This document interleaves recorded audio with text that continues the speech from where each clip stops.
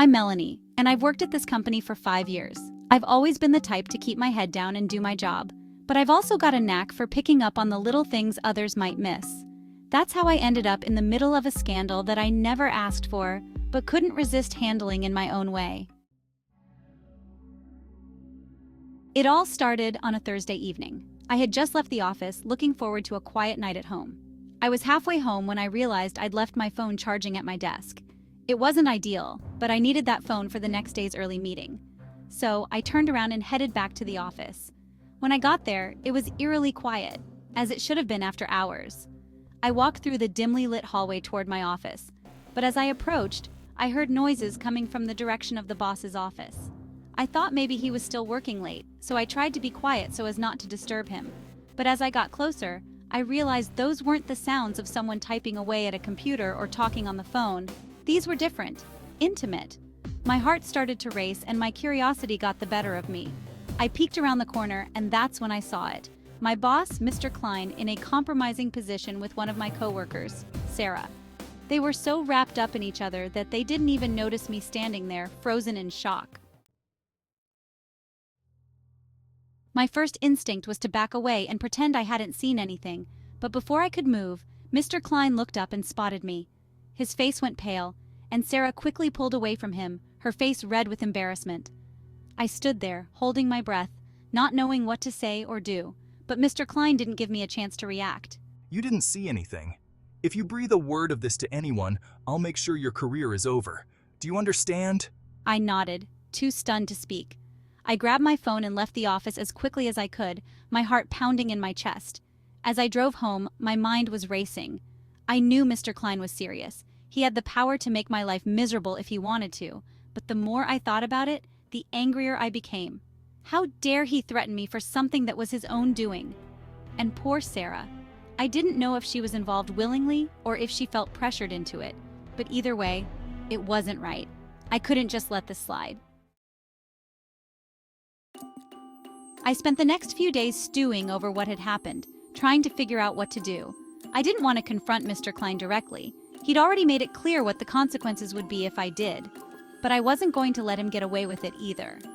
That's when I came up with a plan. It was risky, but if I played it right, I could expose Mr. Klein without directly implicating myself.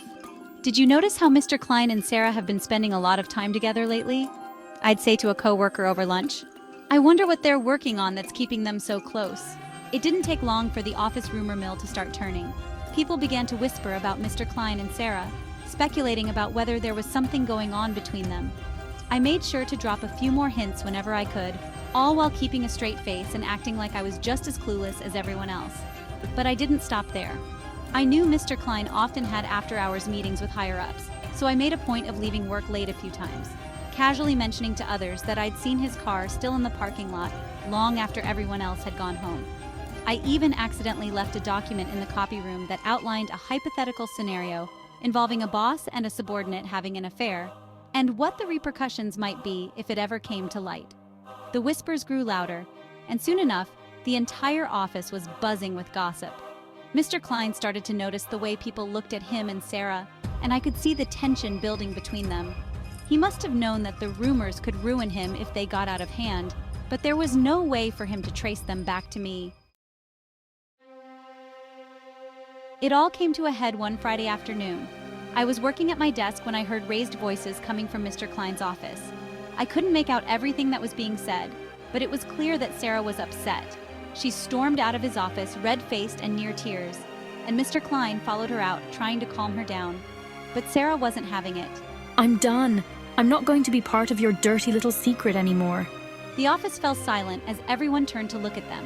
Mr. Klein's face was a mix of anger and panic, and he quickly ushered Sarah back into his office, slamming the door behind them.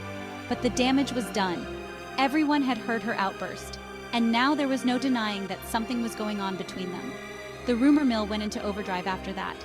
People speculated about whether Sarah would quit or if Mr. Klein would be forced to step down. A few days later, Sarah did indeed leave the company, but not before a formal complaint was filed with HR. An investigation was launched, and while I wasn't directly involved, I could see the fear in Mr. Klein's eyes every time he walked past me. He knew that his secret was out, and there was nothing he could do to stop it. Now, I find myself wondering if I went too far.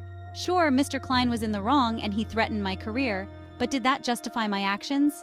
I didn't tell anyone outright, but I definitely made sure that the truth came out in a way that ruined him and forced Sarah out of her job.